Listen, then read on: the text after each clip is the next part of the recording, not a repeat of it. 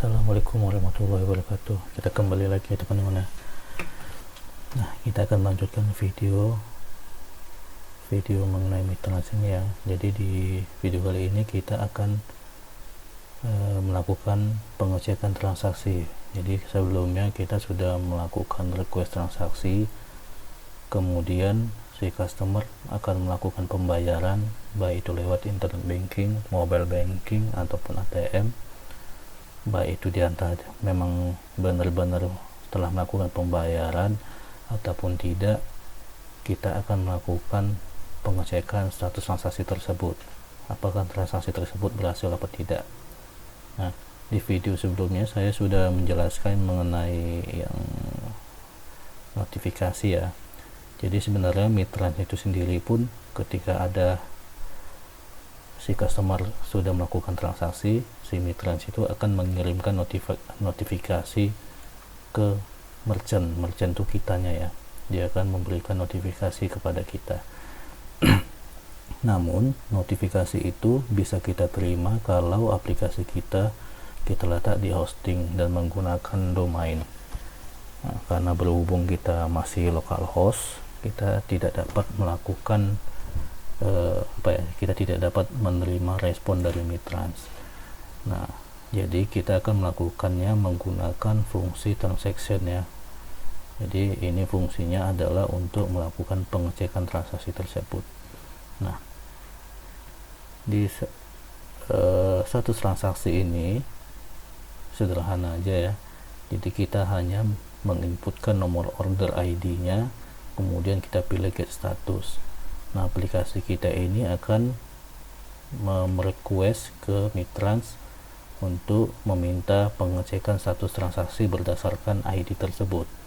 Jika transaksinya itu ada status baru ataupun tidak ada, ataupun statusnya masih sama, maka mitrans akan mengembalikan request kita, kemudian akan kita simpan ke tabel ya.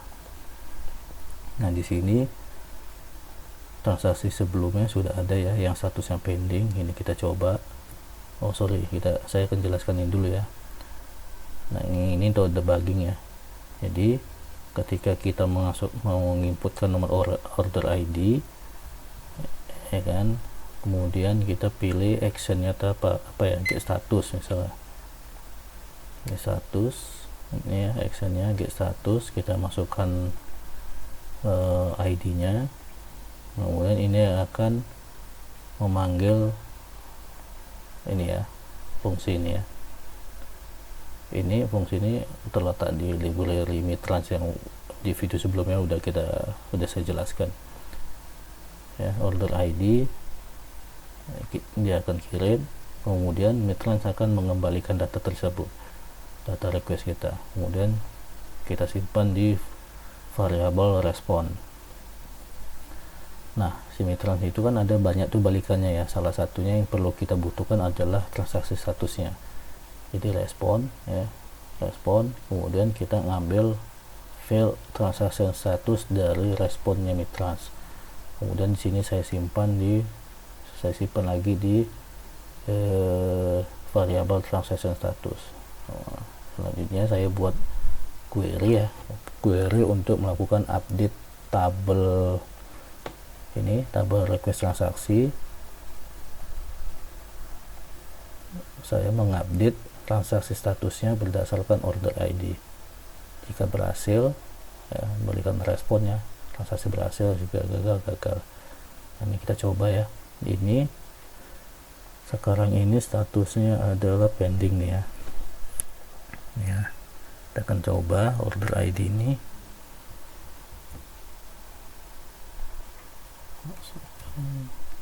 Get status. Kalau yang ini kita lebih spesifik, kita mau melihat status yang betul-betul approve atau betul-betul yang settlement.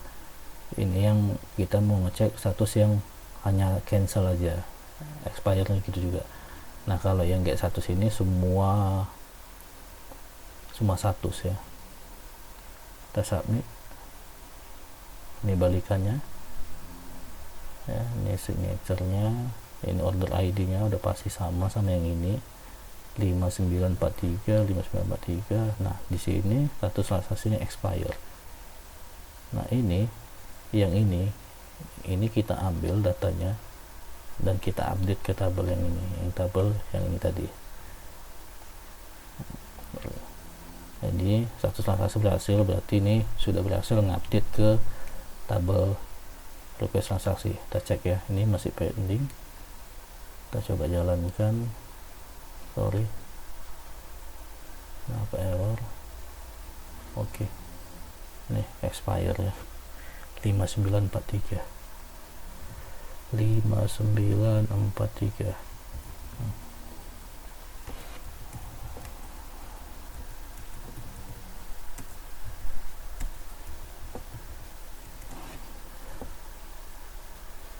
Transaction status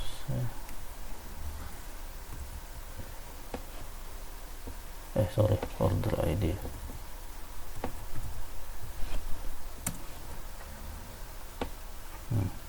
Expire.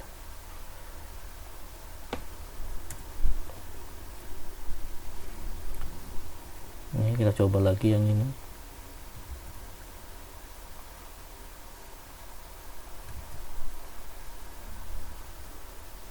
Expire. Nah kita coba transaksi yang baru ya. Home. Ini kita bikin, kita ganti 10.000. Ini 2 lah ya, berarti 20.000 ya.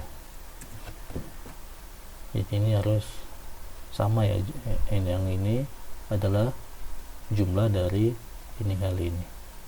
Bayar 12.000, kita pilih BCA.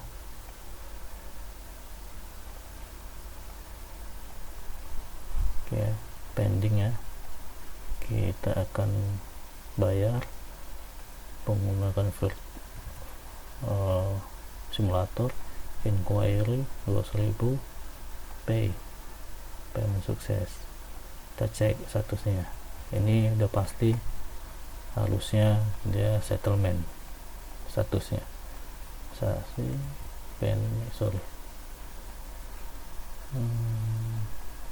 Dia 100.000. Get status nih, settlement. Di sini pun pasti berubah, ini pending, settlement. Nah data ini harusnya itu sama di portal Mitrans, pasti pun berubah. Tadi saya coba portalnya ini nggak jalan, portal Mitransnya. Ini apakah sudah jalan? Belum, lagi ada gangguan sepertinya di Mitransnya. Nah seperti itu ya teman-teman, untuk pengecekan status transaksinya.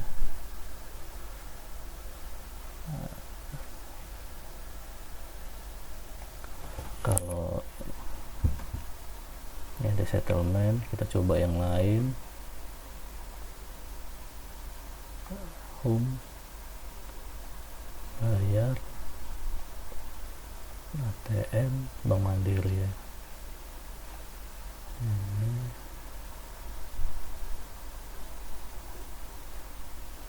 Ini pending. Di sini pun pasti pending.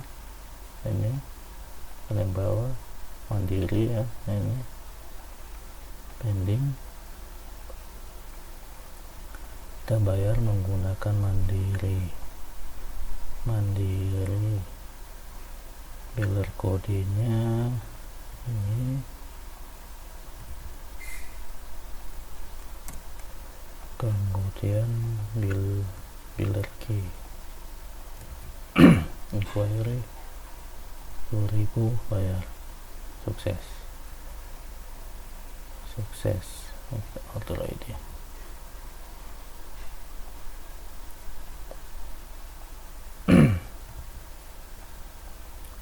Submit payment, settlement. Di sini berubah settlement. Nah, jadi teman-teman, ini adalah cara manualnya. Nah, jika kita nanti jika nanti teman-teman nanti sudah implementasi ini, memang untuk pengecekan ini sangat merepotkan jika nanti transaksinya sudah banyak. Nanti kita harus implementasikan yang notifikasi. Jadi notifikasi ini fungsinya nggak hanya notifikasi untuk di kita aja ya, nggak hanya kita aja. Jadi nasabah juga si customer juga pastinya nanti melalui aplikasi kita, mereka butuh yang namanya informasi apakah benar-benar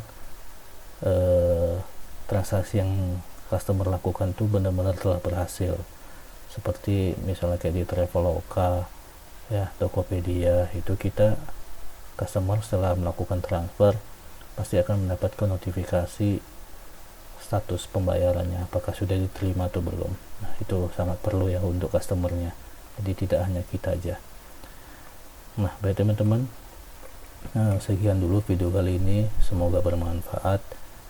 Jika video ini bermanfaat, teman-teman bisa share kepada teman-teman, like, dan jangan lupa di subscribe ya. Teman-teman, itu aja ya. Assalamualaikum warahmatullahi wabarakatuh.